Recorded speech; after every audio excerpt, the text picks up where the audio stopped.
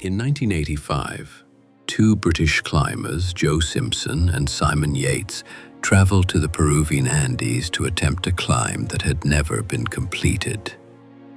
Their target was Ciudad Grande, a remote and dangerous peak standing over 6,000 meters high. Most climbers avoided the west face entirely.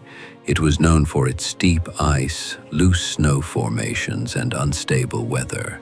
For years, it had remained untouched. Joe and Simon were young but experienced. They chose to climb in alpine style. This meant carrying all their gear themselves, with no porters, no fixed ropes, no support teams. It was faster, lighter, and riskier, but to them, that was the point. The climb would be clean, unaided, and entirely their own. They brought one other companion. Richard Hawking stayed behind at base camp, watching the mountain and waiting. He was not a climber. His role was simple. If Joe and Simon did not return, he would assume the worst. The climb began in good conditions. Joe and Simon worked their way up the west face with caution and speed. They moved over ice cliffs and crevasse fields, often exposed to avalanches and falling debris. Each day pushed them higher into the thin air. Every step became slower, every decision more deliberate. Their progress was steady, their partnership strong. After several days, they reached the summit. They had done what no one else had. They stood at the top of Ciudad Grande, having climbed its most difficult face, but their celebration was brief. The weather was turning. They were low on food and fuel. They knew that the summit was not the finish. It was only the halfway mark.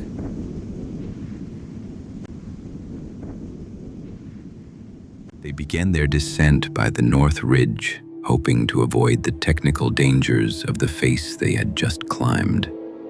The ridge was longer, but potentially safer.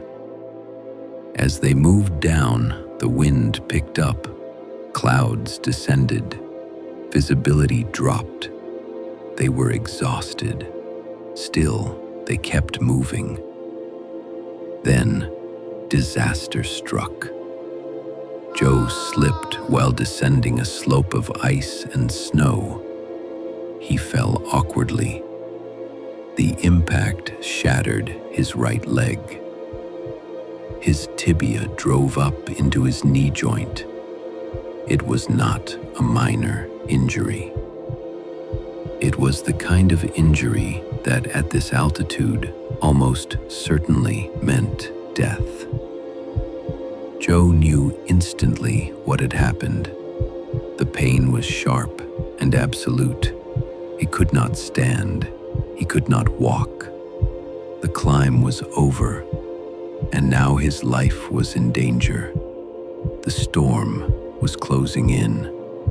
They had no way to call for help. There was no rescue team, no helicopter, no plan B.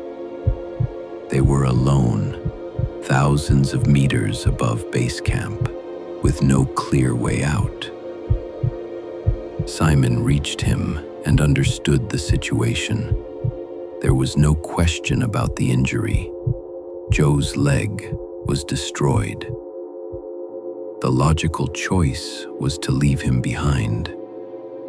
Most climbers in that situation would have done so. There would be no shame in it.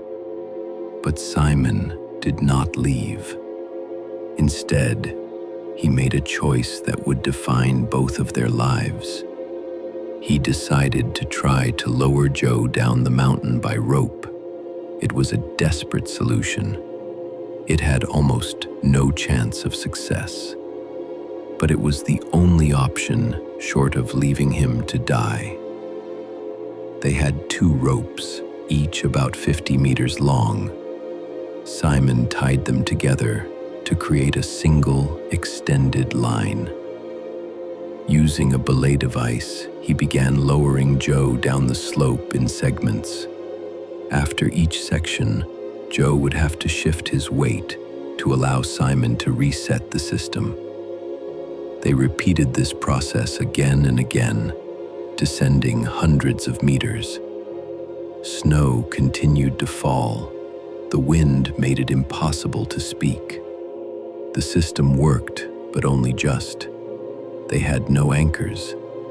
Simon had dug himself into the snow to create a seat. Every movement required balance, strength, and luck. There was no margin for error.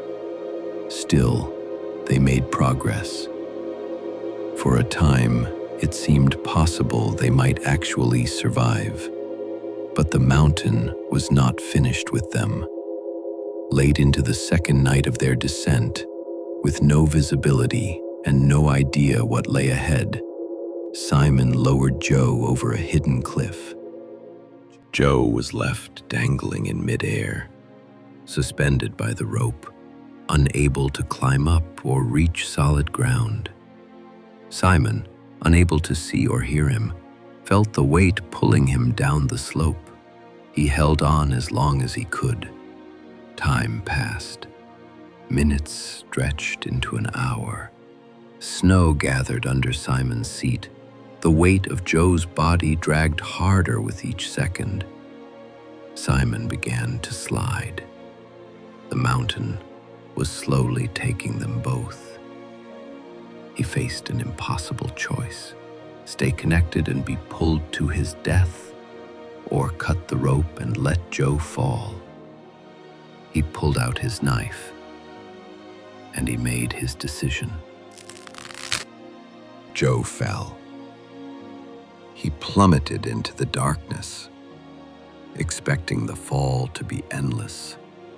But after falling roughly 15 meters, he crashed into the bottom of a crevasse.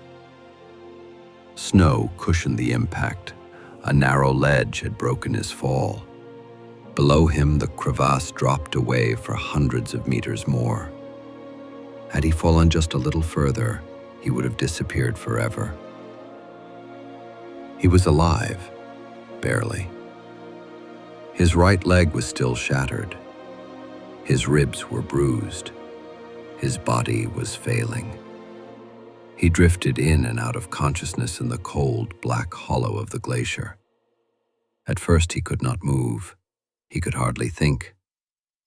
When he saw the frayed rope trailing above him, he understood what had happened. The rope had been cut. But Joe did not feel anger. He knew why Simon had done it. He would have made the same decision. There was no other way. He had become a weight pulling Simon to his death. Cutting the rope had saved one of them. Joe believed Simon had done the right thing. Still, he was now alone. He was trapped in a crevasse with no food, no water, and no functioning leg. There was no reason to believe he could survive. But Joe refused to wait for death. If he was going to die, he would die trying to get out. He made a choice. Instead of climbing upward, which was impossible, he would try to descend deeper into the crevasse, hoping that somewhere below, a passage might lead out. It was the kind of decision that defied logic, but logic had already abandoned him. He fixed his rope and lowered himself into the void. Time became meaningless. Pain was constant. The journey stretched across 3 days and 3 nights. On the final night, Joe felt death approaching. He could no longer tell whether he was moving or dreaming. His hands were bleeding. His knee was raw from dragging. He had crawled for over 30 hours without rest. He knew that base camp might already be empty. He knew Simon had probably gone. But he pushed forward one more time. He reached the edge of the moraine near base camp and called out. His voice was hoarse. It was barely more than a whisper. But he cried out again, louder, dragging every last shred of breath from his body. One final scream into the night. Simon heard it. He was preparing to leave. He and Richard had assumed Joe was dead. They were packing up camp. It was early morning. They heard the cry, distant and strange, and at first they thought it was wind or imagination. But they heard it again, and they recognized it. They ran toward the sound. They found Joe lying in the rocks at the edge of camp, covered in dirt and ice, barely conscious, but alive. His eyes were open. He was breathing. He had returned from the dead. They brought him into the tent. They gave him water. They wrapped him in dry clothes. There were no words. There was only shock and silence and relief. Joe Simpson had done the impossible. He had survived a fall into a crevasse, crawled 5 kilometers across a glacier with a broken leg, and returned to base camp after nearly 4 days alone. The story of the climb had become something else entirely. It was no longer a tale of conquest. It was a story of survival, of endurance beyond reason, of a man who should have died but didn't. And it was not over yet. Joe could not stand. His right leg was grotesquely swollen. His skin was sunburned and split. He had lost more than 1/3 of his body weight. His voice was cracked, his eyes were sunken, but he was alive. Simon and Richard did what they could. They cleaned his wounds, they helped him drink, they gave him food in small amounts. As soon as Joe could be moved, they packed up what little gear remained and began the long process of getting him off the mountain. There was no helicopter rescue, no professional team, only grit and improvisation. With the help of local farmers, Joe was strapped to a makeshift stretcher and loaded onto a mule.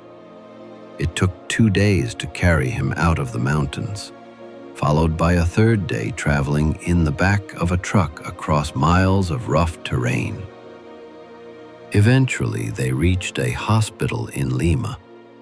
Doctors examined the leg and shook their heads. The tibia had driven into the knee joint. Infection had already started. The tissue damage was extensive. They told Joe he would likely never walk again. Some even warned he might lose the leg entirely. They began a series of operations, 6 in total. Recovery would take years. Back in Britain, news of the climb and its aftermath spread among mountaineers. At first, it was the survival story that caught attention. The fall, the crevasse, the crawl. But soon, the narrative began to shift. Questions emerged. Rumors circulated. People began asking about the rope. Some outsiders were outraged. They asked how one man could cut the rope on another. How could a climber abandon his partner and survive alone? Joe saw the questions forming. He understood how the story could be misunderstood, how Simon could be cast as the villain in a tale he never asked to be part of. Joe knew he had to act. While still recovering, he began to write. He wrote the story exactly as it happened. He described the pain, the decision, the fall, the crawl, the survival. He gave equal weight to Simon's efforts. He explained the impossible choice. He made no accusations. He offered no blame. Instead, he gave thanks. The book was called Touching the Void.